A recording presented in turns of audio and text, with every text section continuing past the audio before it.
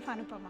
ఇవాళండి నేను చాలామంది మన హోమ్ మేకర్స్కి ఉండే ఒక పెద్ద పిచ్చి బుద్ధి ఏంటంటే ఏది పడేయలేమండి, అది పనికొచ్చినా రాకపోయినా. ఆ తర్వాత ఏదైనా సేల్ అనగానే కొనుక్కొచ్చుకుంటుంటారు. ఇలా కొనుక్కొచ్చినా గిఫ్ట్లు వచ్చినా బాగా వచ్చే విషయాలు ఏంటంటే ఆ టిన్స్ ఉంటాయి చూడండి, రసగుల్లా టిన్స్, గులాబ్ జామున్ టిన్స్, అవన్నీ తెచ్చుకుంటుంటాం. అవి తెచ్చుకున్నాక ఏమో కొంచెం గట్టిగా ఉంటాయి, పిల్లలు తినరు, మనమేమో తింటే లావ్ అయిపోతామని తినకుండా ఉండడానికి ట్రై చేస్తుంటాం. ఇంటికి ఎవరైనా గెస్ట్లు వస్తే వాళ్ళకి పెడుతుంటాం, వాళ్ళకు కూడా వాటిని చూసి జీవితం మీద విరక్తి వస్తుంటుంది. అలాంటి టిన్స్ని, అది కూడా షార్ట్ టైంలో ఎవరైనా గెస్ట్స్ వస్తే చక్కగా ఒక వెరీ ఇంట్రెస్టింగ్ డెజర్ట్లోకి ఎట్లా టర్న్ చేయాలో అనే ఐడియా ఇస్తున్నాను మీకు ఇవాళ. నేను ఇది రెగ్యులర్గా చేస్తూ ఉంటాను. సో వెళ్ళి రెసిపీ చూసేద్దామా? ఇవాళ ఏంటి మీకు ఇంకా రెసిపీ అంటే చెప్పలేదు కదా నేను. ఇవాళ మనం బేక్డ్ రసగుల్లాస్ చేసుకుందాం. నీరు పాలు పోస్తాను.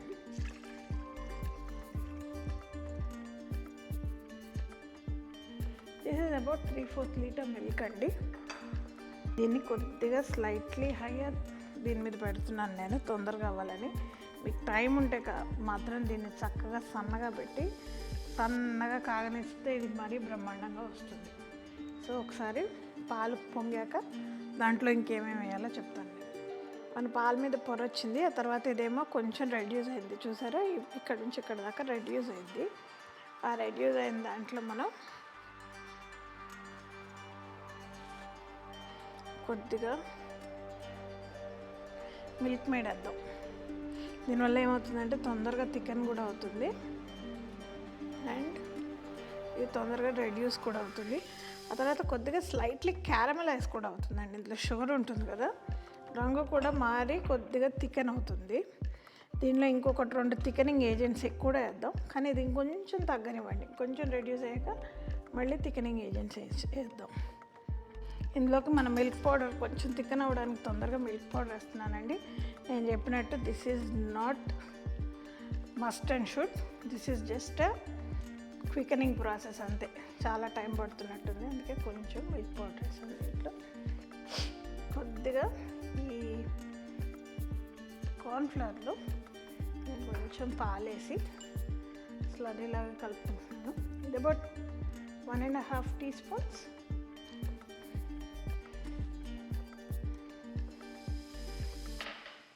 సో ఇలా వేసి కలుపుతున్నాను. ఇది కాస్త కలుపుతూ ఉండాలి ఈ టైంలో, ఎందుకంటే లేకపోతే అడుగు అంటుకుంటుంది. సో ఇవండి రసగుల్లాల్ని మంచిగా పిండేసుకున్నాం. ఇంతకన్నా సుతారంగా పిండుకునే దారి అయితే లేదు. సో ప్లీజ్ జంగ్లీలాగా అనిపిస్తున్నాను, కమెంట్స్ పెట్టకండి. చేతులు బాగా కడుక్కున్నానండి నేను.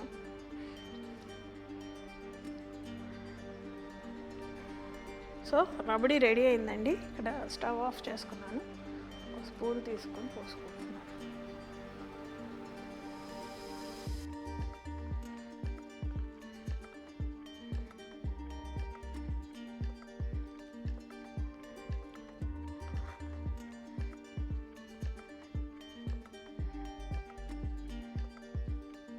ఇంకా చాలా అనుకుంటానండి. మన రబడీ వేసేసాం దీని మీద. ఇక దీన్ని మనం అవెన్లో 180 degreesలో ఎవ్రీ 10 minutes పెట్టి చూసుకోండి. పైన వీటన్నిటికీ చక్కగా కలర్ రావాలి. అవెన్లో 180 degrees దగ్గర ఒక 20 to 25 minutes పడుతుంది అనుకుంటున్నానండి నేను. మీరు 15 minutes ముందు పెట్టుకోండి, ఆ తర్వాత 5 minutes ఇన్స్టాల్మెంట్స్లో చూసుకోండి. అలా అయితే ఇది మీకు మాడిపోకుండా బయటకు వస్తుంది. ఇదండి 25 minutes తర్వాత ఇలా అయింది.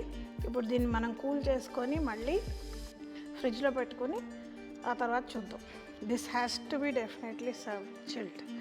సో మనం కూల్ చేసుకున్న తర్వాత మళ్ళీ చూద్దాం దీని సంగతి. మన బేక్డ్ రసగుల్లా రెడీ అయిపోయిందండి. రబడీ భలే థిక్గా బాగుందండి. ఒక్క రసగుల్లా నేను డైరెక్ట్గానే టేస్ట్ చేస్తున్నాను, మళ్ళీ ఇది గిన్నె ఇవన్నీ ఎందుకు.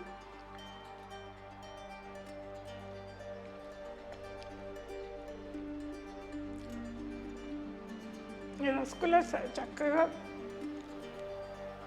జ్యూసెస్ అన్నీ పీల్ చేసుకుందండి. నేను అసలు ఇందులో న్యాయంగా అయితే కొంచెం ఏమీ గులాబ్ జల్ లాంటివి ఏమీ వేయలేదు, కానీ నాకు ఆ గులాబ్ జామున్ టేస్ట్ వస్తుంది. అంటే ఐ థింక్ అది రబడి బాగా ఎగిరి పాలు ఎగిరి చాలా బాగా మంచి టేస్ట్ వస్తుంది. ఇది తప్పకుండా ఒకసారి ట్రై చేసి చూడండి.